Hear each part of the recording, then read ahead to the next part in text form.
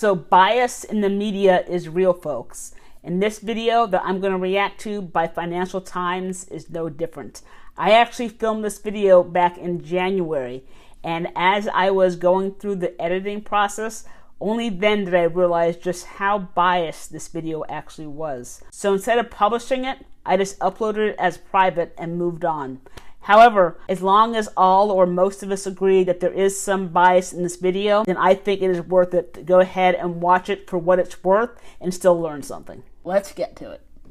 Hi, I'm Kylie, just another Army vet. Welcome to another reaction video. So today's video comes from a channel called Financial Times. This is What It's Like to Live in Delhi, a look inside the city. Now, this video is a few years old, so I do expect a few things that might be a little outdated, but it still looks really good. Let's get to it.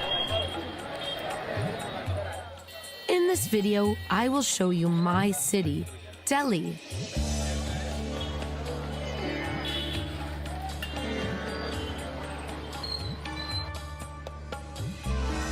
Come with me to visit a city that is steeped in Indian culture and history, but where a young population is anxious about the future and its prospects for a better life. Delhi is a city with shrines sacred to many different faiths. But India's current government is trying to establish the supremacy of Hinduism in public life. I will take you to meet young women breaking out of stereotypical gender roles and charting their own course in a patriarchal society. या उनके माता पिता ये सोचते हैं कि parents सोचते हैं कि मेरी बेटी घर में सेफ है और बाहर जाके अनसेफ हो जाएगी, तो उनकी गलतफहमी, वो अपनी बेटियों को बढ़ावा नहीं दे रहे हैं, बल्कि उनको दबा रहे हैं. Though once best known as a center of traditional music and dance, today Delhi is a hub of India's thriving contemporary art scene. Can you see the light disappear? It's like breathing. Painting is breathing at the same time. It's a city facing serious environmental challenges from air pollution, but which has also proven to be surprisingly kid-friendly. What is that structure behind her? That is beautiful.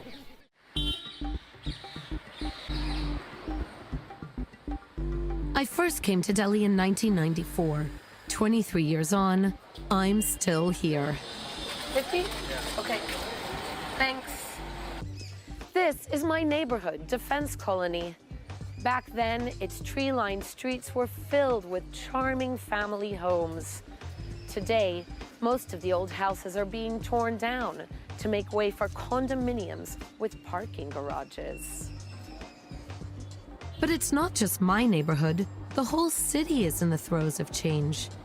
I've changed too.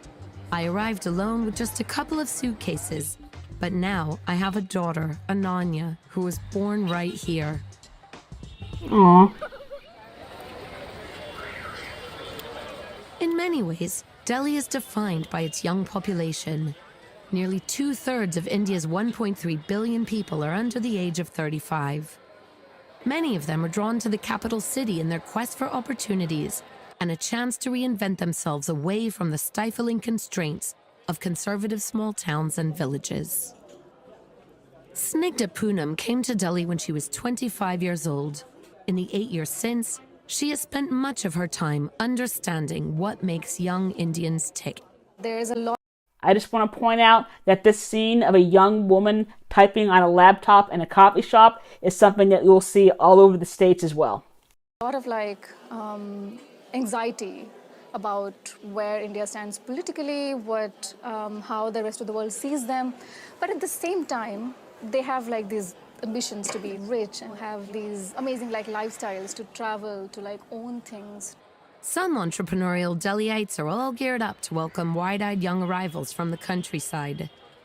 They induct them into the ways of big city living for a price. I remember seeing ads for personality development classes, and I was like, what personality are they developing for 2,000 rupees a month? So I started going to some of these classes where were mostly these young people who arrived in the city from rural Rajasthan or UP, these North Indian hinterlands I'm talking about. They were just basically taught how to be in the big city. This was not personality. This was just like a big city tutorial. So they were told how to speak basic English, how to like talk to like how should a boy talk to a girl and girl to a boy, how to like go to a party, how to like face an interview.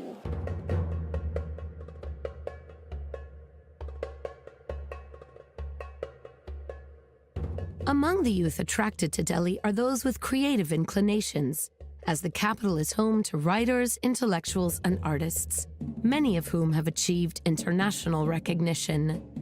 One of India's best-known contemporary artists is my old friend, Subodh Gupta. Very good, so good to see you. Subodh grew up in a village in Bihar and arrived in Delhi in 1989, barely able to speak any English.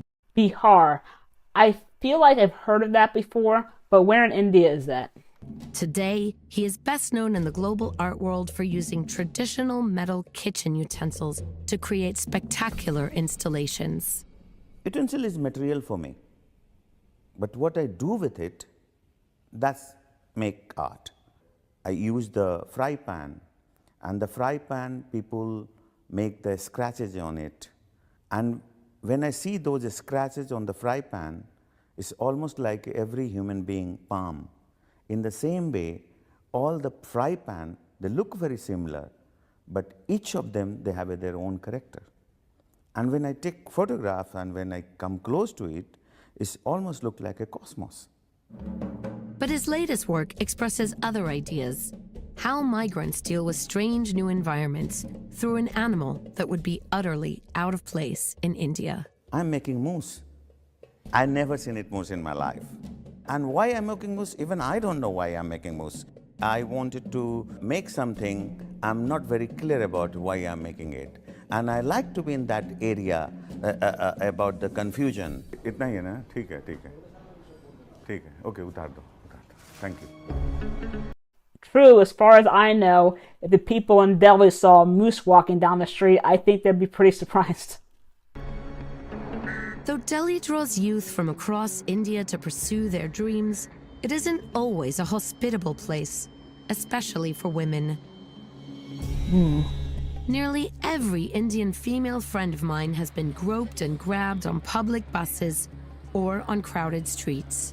Authorities typically downplay such conduct as eve-teasing, and even I experienced it in my early years here. But these days, crimes against women in Delhi can be far more brutal. When Indians think of protecting women, their traditional gut reaction is to restrict girls' movements, especially after dark, thinking that keeping them home will keep them safe. Maronisa Shokat Ali has braved fierce opposition from her authoritarian father and the gossip of nosy neighbors to work as a bouncer in one of New Delhi's most popular nightclubs. Safety के लिए हम लड़कियों एक lady bouncer का होना club में या restaurant में या किसी कॉलेज में ले लीजिए, अगर लड़के हाथ लगाते हैं, लड़की प्रॉब्लम कर रही है, लड़की किसी तरह का ड्रंक है, वो दारू पी के बिल्कुल उसे होश भी नहीं है अपना, किसी गर्लफ्रेंड है और कोई बाउंसर टच करेगा या कोई भी एनीथिंग बात होगी, किसी की बेटी है, तो कोई नहीं चाहेगा ना मेरी बेटी या मेरी गर्लफ्रेंड को कोई टच करे. Maronisa firmly believes traditional attitudes towards women need to change.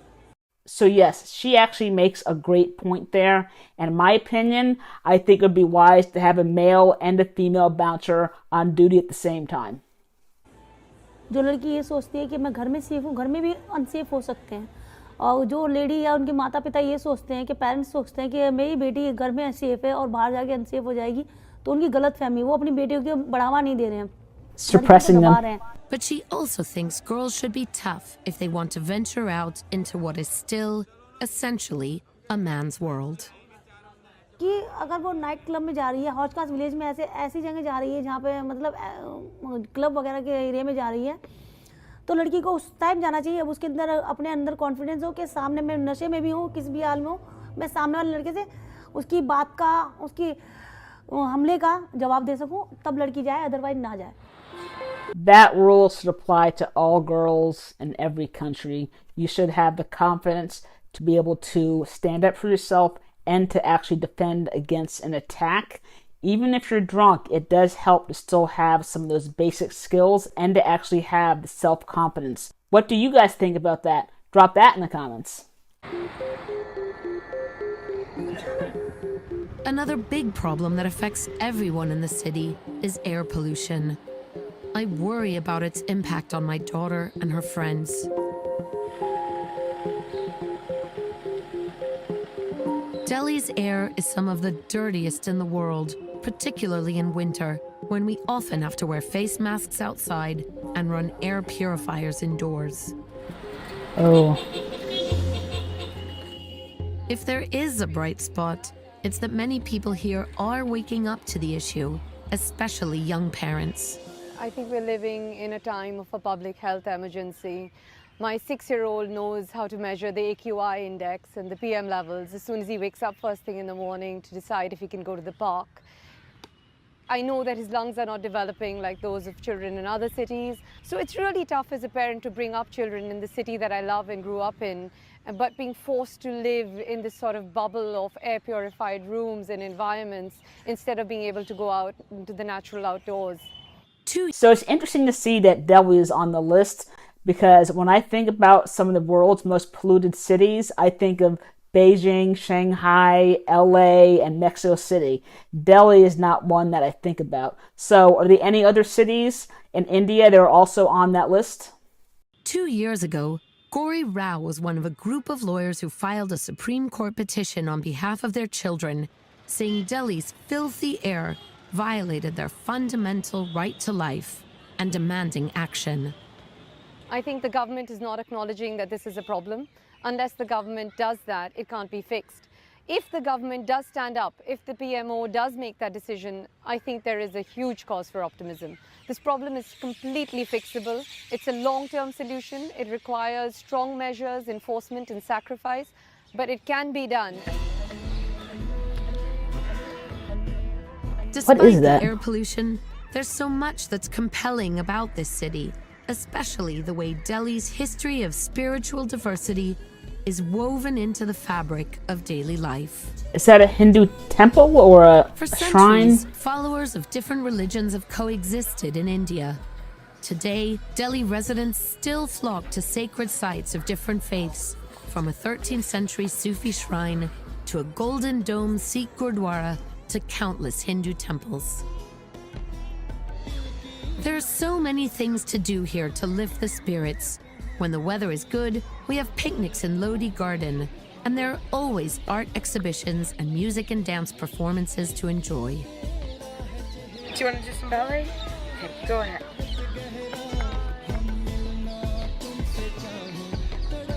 One of my favorite places is Humayun's tomb, the stunning burial grounds of the medieval Mughal emperor. What I love is not just how beautiful it is, but watching the people who come to see it. The majestic monument draws Indians from all walks of life and is a rare public space where people rich and poor and of every faith can spend time with their family and friends. Here in the shadow of the past, I feel the buzz of centuries colliding, the energy of a vibrant society in flux and fighting for a better future. It has gripped me hard and is what makes New Delhi my home.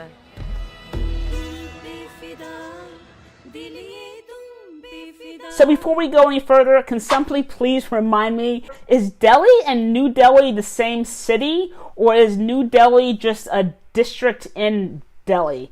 If someone wants to clarify that, I'd really appreciate it. But yeah, I really did enjoy this video, and if I ever get back to India, I would love to actually visit Delhi. I mean, it seems like it's a really vibrant and fun city with lots of things to do and lots of things to see. Anyway, if you do want to see another video on just how beautiful India is, then why don't you check out this video right here. Thanks for watching.